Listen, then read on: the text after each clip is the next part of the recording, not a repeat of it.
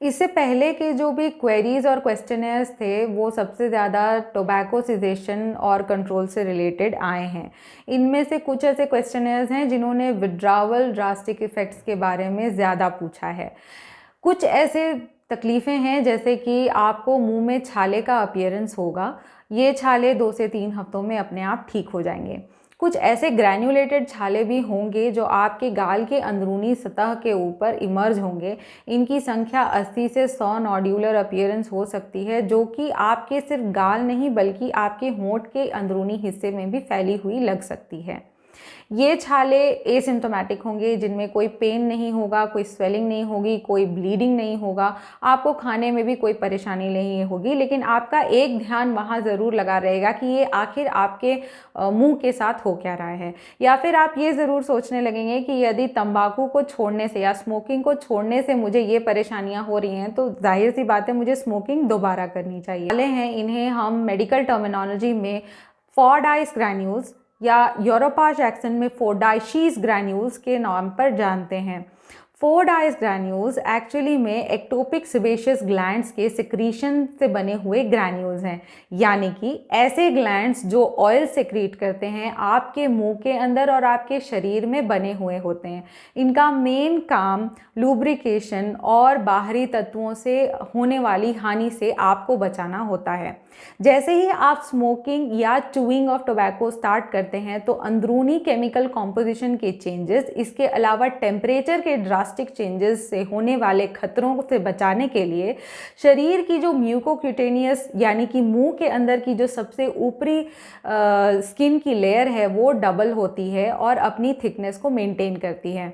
इन्हीं के थ्रू ये जो ग्लैंड्स हैं ये कुछ ऑयल सिक्रीट करते हैं ताकि जो आगे होने वाले टेम्परेचर चेंजेस हैं वो आपके अंदर के सॉफ्ट ऑर्गन्स को अफेक्ट ना कर सकें। अब जब आपने स्मोकिंग को क्विट किया तो आपकी एपिथेलियम यानी कि आपकी जो म्यूकोक्यूटेनियस लेयर की जो चमड़ी है वो थिकनेस से वापस सिकुड़ना शुरू करेगी, क्योंकि अब आपको उतना टेम्परेचर का ड्रास्टिक चेंज नहीं हो रहा है।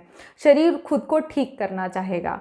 जब वे सिकुड़ना स्टार्ट करेंगी तो अंदरूनी जो डक्ट्स से रिलीज जो ये ऑयल था वो एक टैग की तरह बाहर की दिशा में आपको सामने ग्रैनुलेटेड अल्सर्स के जैसा दिखेगा।